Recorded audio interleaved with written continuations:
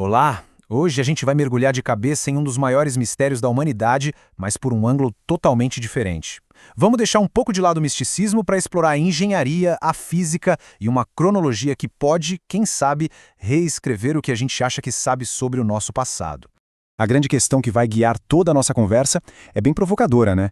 E se a resposta para as nossas origens, para os mitos sobre deuses, não estivesse em galáxias distantes, mas aqui mesmo, na Terra, escondida sobre o oceano e o tempo? Então o que a gente vai fazer aqui é basicamente dar um reset na história. Vamos tratar o caso de Atlântida não como um conto de fadas, mas como um evento de engenharia. A história de uma civilização humana que chegou num nível tecnológico altíssimo, previu o próprio fim e executou um plano de evacuação em escala planetária. Para a gente poder construir essa ideia nova, primeiro a gente precisa colocar ela lado a lado com as teorias que todo mundo já conhece. O que faz essa abordagem ser tão diferente, afinal? Olha só, esse quadro aqui resume o contraste de uma forma bem clara. As teorias tradicionais falam de alienígenas vindo aqui para minerar ouro, certo? Já a tese do êxodo terrestre vira o jogo. Ela propõe uma resposta que começa e termina com a gente. Os deuses seriam uma elite humana avançadíssima, não de outro planeta, mas aqui da Terra mesmo. O cataclismo não teria sido uma surpresa, mas um evento que eles sabiam que ia acontecer. E a maior evidência não seriam só as construções, mas a falta de corpos, o que aponta para uma evacuação organizada e não uma destruição repentina. E essa citação define perfeitamente o nosso ponto de partida. A verdade pode não estar lá fora, em outro mundo, mas em como os nossos próprios ancestrais aprenderam a deixar este. Ok, então qual era exatamente o plano? Vamos detalhar essa estratégia de sobrevivência e evacuação que estamos chamando de Protocolo do Êxodo. A história toda se desenrola ao longo de milênios. Começa lá atrás, por volta de 12.000 a.C., com a fundação de Atlântida.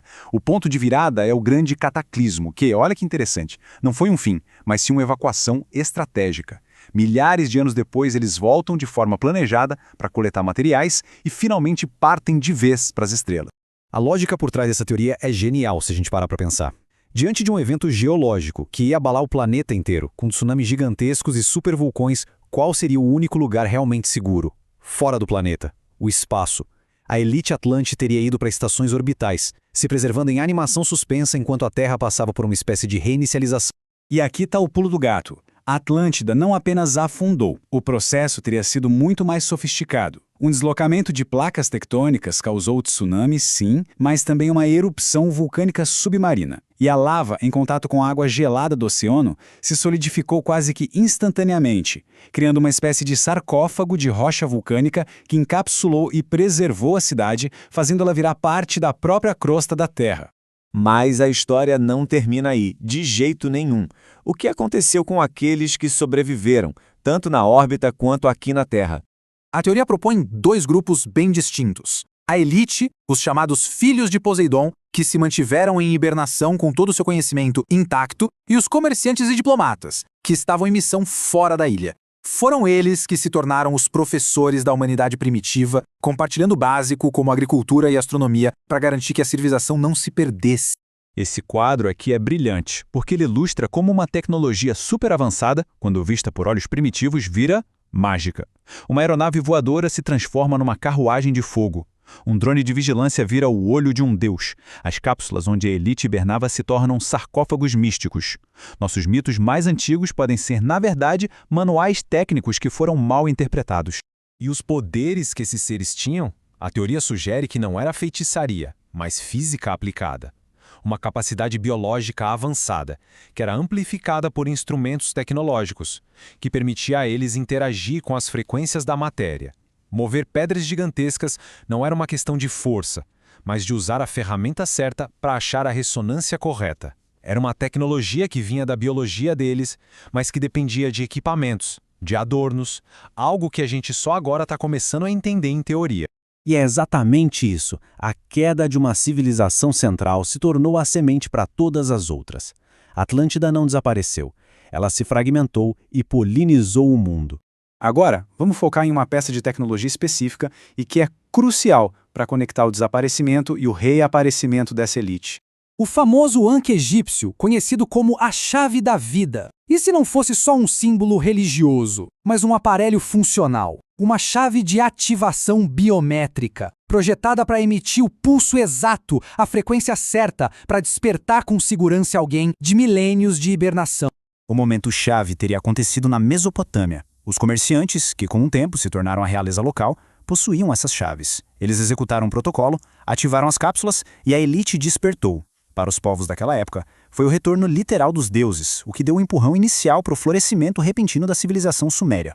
O mais impressionante é que essa história antiga parece conversar muito com o nosso presente. A questão é, será que estamos presos em um ciclo?